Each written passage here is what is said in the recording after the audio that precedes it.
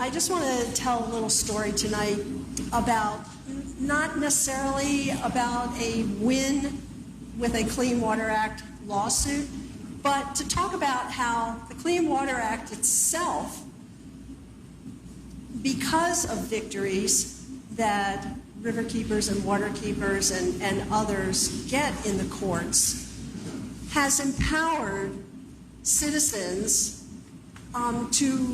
to feel like, oh, I do have a voice. I can make something happen, even if they are not the ones actually bringing this Clean Water Act lawsuit. So my little story started in 2007 when I very unsuccessfully attempted to sue Purdue Family Farms and one of their poultry growers for Clean Water Act violations in an attempt to establish integrator liability and making the poultry companies responsible for the pollution that they were putting into our waterways and into our air.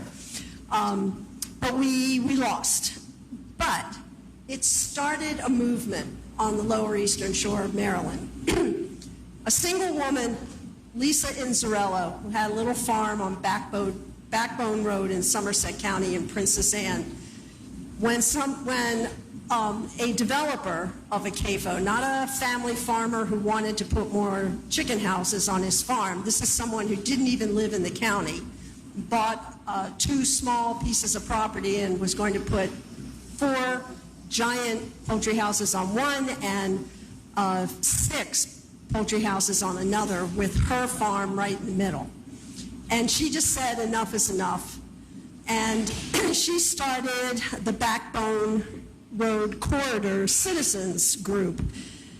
And in that year, 2007, 7 citizens met with me, with a former Purdue poultry grower, Carol Morrison, who you probably all know from Food Inc., and Carol Morrison, did I say that? And Maria Payan, who was a consultant for socially responsible agricultural project. And they met with us because they wanted to know what could they do to help stop the spread of these CAFOs in their communities. And they organized, and they spent 2 years, and it wasn't easy, but they managed to change the zoning ordinances in 3 counties on the Lower Shore to put these CAFOs further back away from property lines so that adjacent property owners did not have to have these things right next to their houses. Literally, in some cases, these giant houses and the fans that expel all the ammonia and dirt from inside the houses are no more than 200 feet from someone's back door. And then the movement grew after that. And from Backbone Corridor, it became Concerned Citizens Against Industrial CAFOs.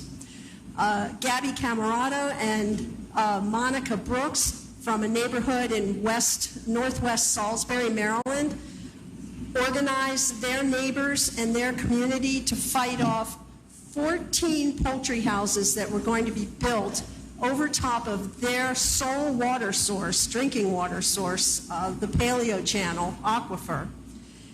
And the 2 of them joined forces with Lisa Inzarello, bringing her experience from Backbone Corridor.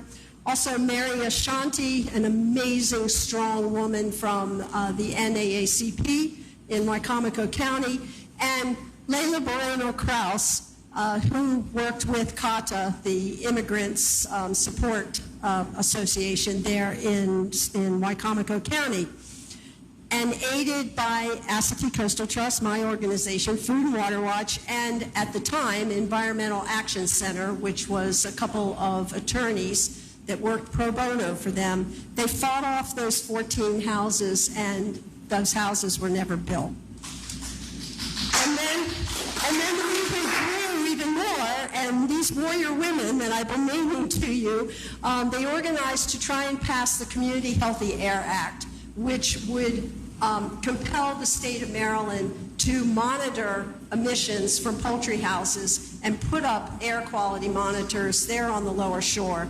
And hundreds of citizens engaged in that effort, sometimes spending 12 hours in Annapolis waiting to testify. My cohorts out here know what that's all about. So we know that animal feeding operations, and especially poultry houses, their ammonia emissions are unregulated, and they are poisoning our air, and from ammonia deposition, poisoning our water.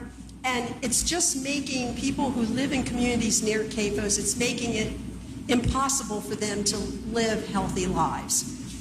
So the power behind the Community Healthy Air Act movement of engaged citizens gave Assateague Coastal Trust and me, and now Chesapeake Legal Alliance, which Environmental Action Center merged into, it gave us the confidence to challenge Maryland's general permit for animal feeding operation water discharges, and we did sue the state of Maryland, Maryland Department of the Environment, to force them to monitor and control ammonia emissions from these poultry houses in order to protect our waterways and the air that we breathe.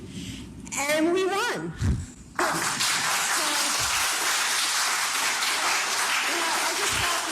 Was a good story about, pushing that giant boulder up the hill, and finally we gained a little purchase and onward. So thank you all. Thank you, Kathy.